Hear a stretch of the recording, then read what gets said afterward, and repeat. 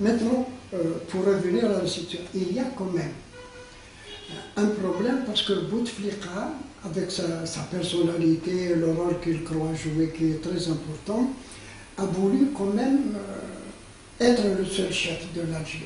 C'est-à-dire être le chef, ce que... Le seul décideur. Le seul décideur, il n'est pas arrivé. Il n'est pas arrivé en 2009.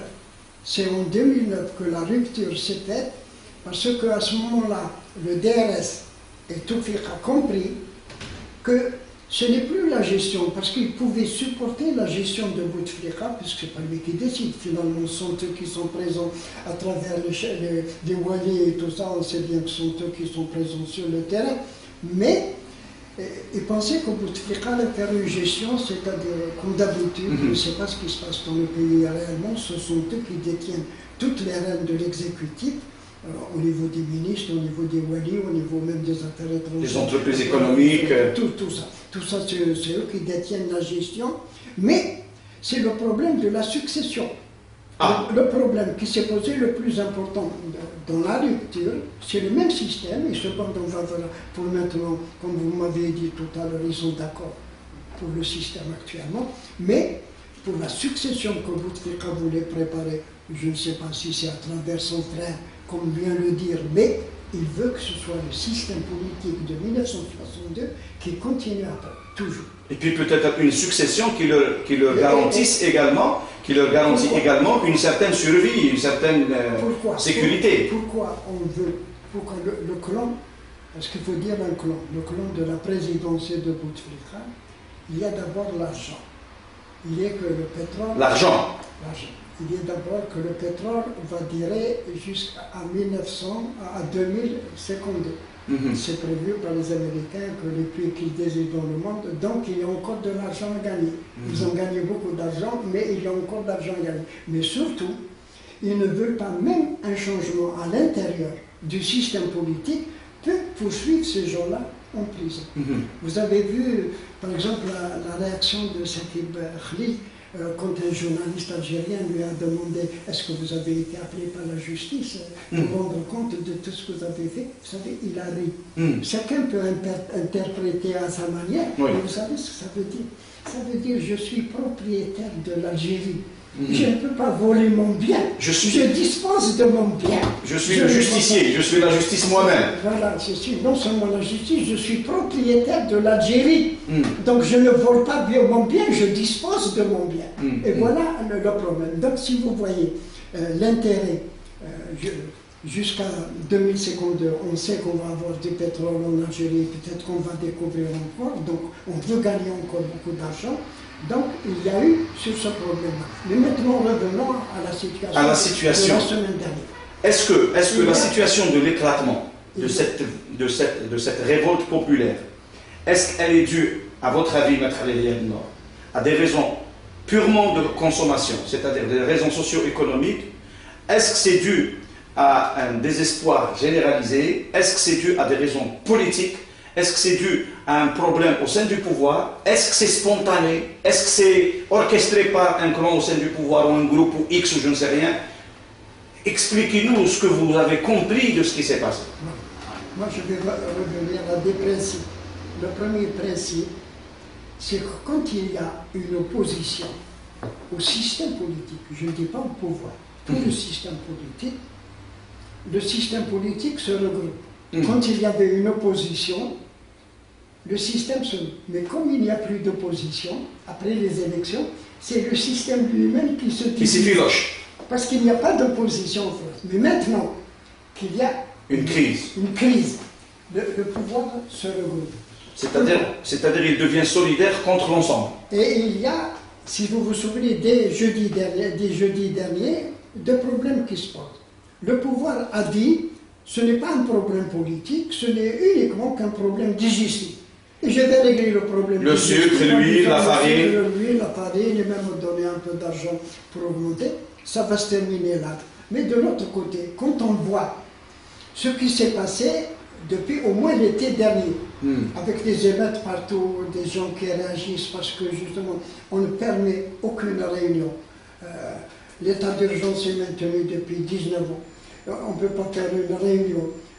même les femmes qui ont voulu se réunir pour justement se défendre, comme quoi elles sont violentées, elles sont ici, on a refusé. En arrivant chez vous maintenant, je le dis, en arrivant chez vous maintenant, c'est-à-dire il y a à peine une demi-heure, les familles de disparus qui manifestent ici, ils les ont chassés devant le CNTV, je ne sais quoi, DH, etc., les droits de l'homme de Farouk Santeni. Elles sont sur le chemin là qui monte, le chemin qui monte, entourées, le nombre de familles disparues était d'une trentaine, mais entourées d'un minimum d'une cinquantaine de policiers. Voilà, on permet à personne de bouger, c'est-à-dire c'est eux, non seulement c'est une dictature, mais c'est plus grave.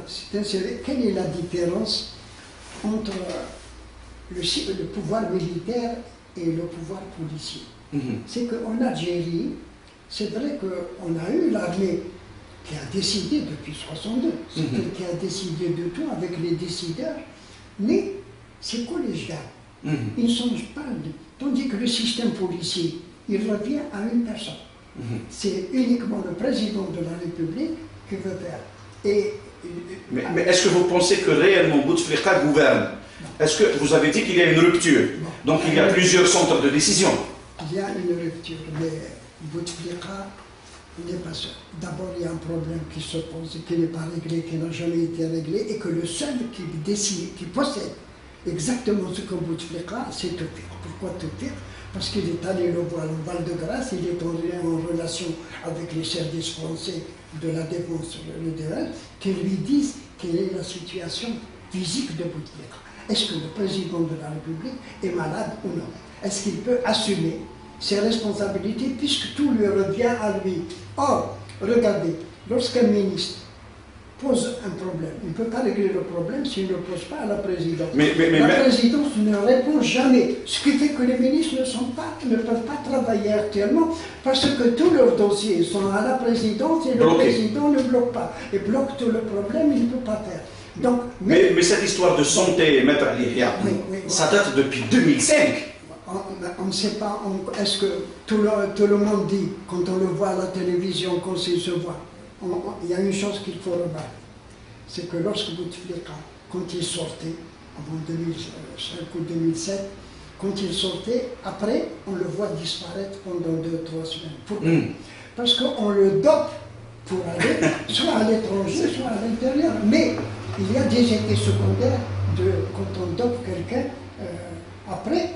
Pendant 2 ou 3 semaines, si vous vous rendez compte, il a disparu, il est à Zerada. À Zerada, il y a un petit hôpital où il y a des médecins algériens ou étrangers qui s'occupent de lui. Donc, on ne sait pas. Mais laissons le problème, on ne sait pas ce problème-là. Est-ce que Bouteflika gère actuellement le pays? Non. Il ne gère pas le pays. Celui qui gère le pays, c'est le DRS. Et si vous prenez les walis ou les ambassadeurs ou les ministres, ils dépendent d'abord du DRS. Regardez par exemple ce qui s'est passé au niveau du FLN. Maître Ali, pour qu'on soit clair, si c'est le DRS qui gouverne, ok, si c'est le DRS qui gouverne, qui gère le pays. Le DRS, sa mission, c'est le renseignement, voilà. C'est l'information, c'est placer ses hommes un peu partout.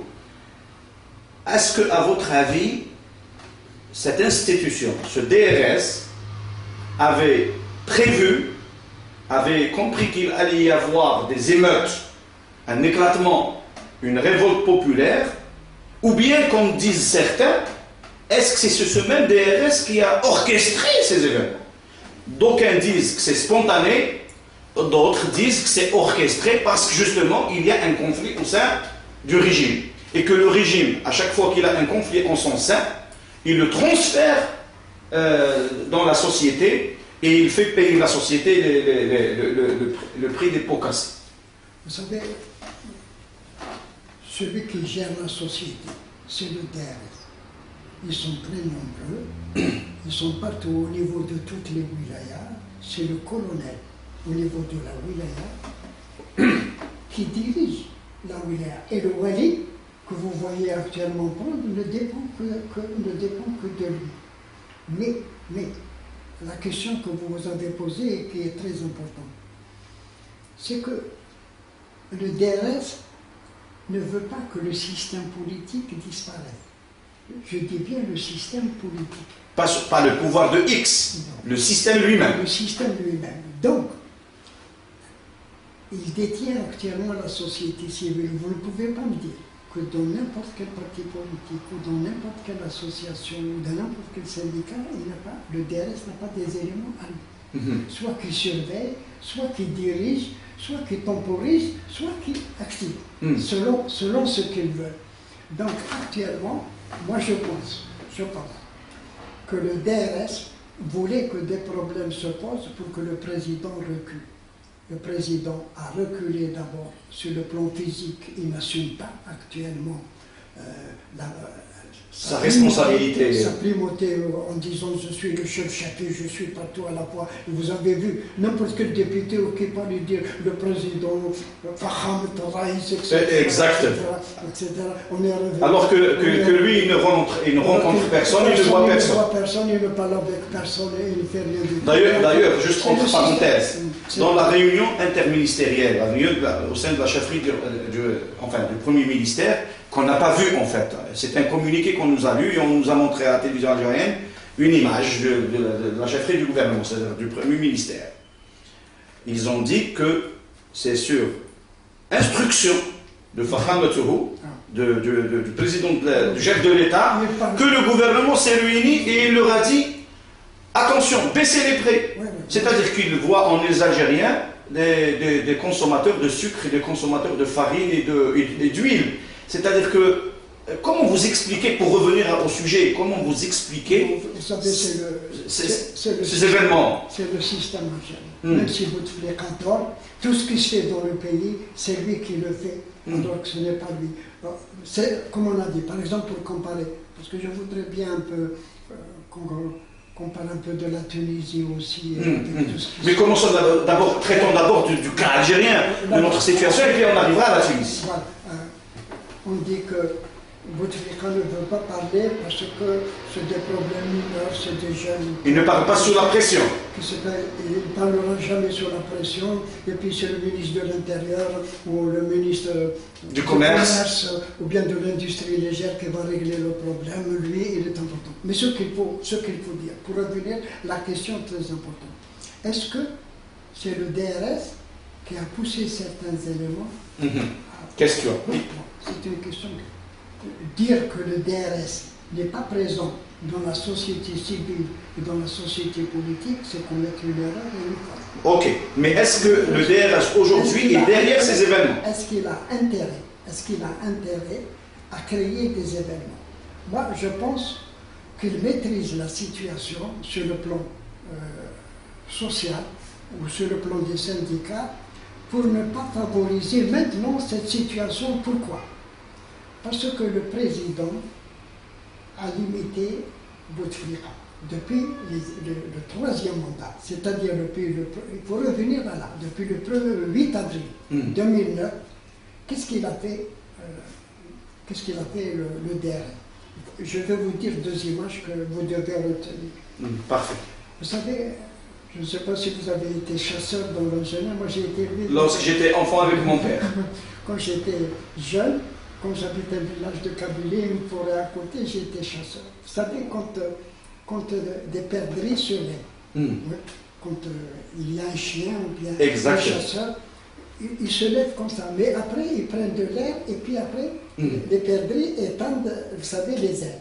Le chasseur, quand il a touché la perdrix, lui seul sait s'il a touché. Pourquoi?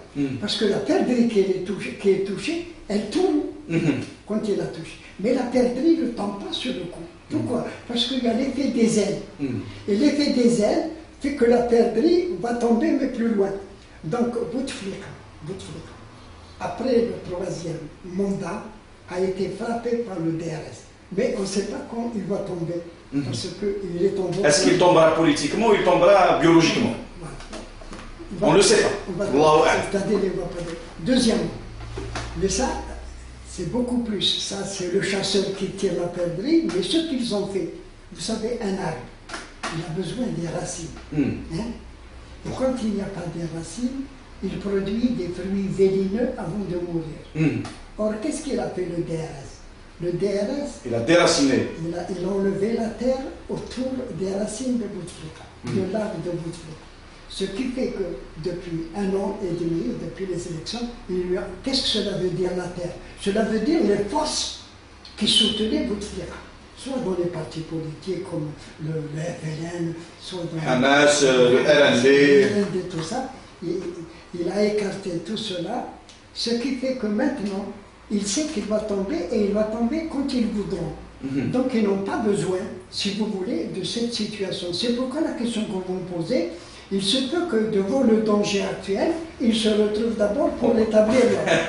En parlant d'image, Maître Ali Abdenour, et lorsque vous avez parlé de l'arbre, des racines et du fruit, vous me rappelez une image, la même d'ailleurs, d'Al Hassan Ouattara, en Côte d'Ivoire, qui a déclaré il y a quelques jours que quel que soit X, Laurent Gbagbo va tomber comme un fruit. Il a dit, non pas mûr, mais comme il n'a plus de racines, il n'a plus de terre, etc., comme un fruit pourri, c'est-à-dire un fruit qui complètement déchéant. Pour revenir à votre question, si vous avez vu la déclaration du ministre de l'Intérieur, c'est fini. Ils ont manifesté uniquement pour... Tout est maîtrisé, c'est du passé. Le problème, l'informel, on l'a remis en place pour lui aider le champ. Attention, ce n'est pas ça. En Algérie, on avait depuis tout le temps les jeunes d'abord, ils ont des parents, ils connaissent la situation des parents.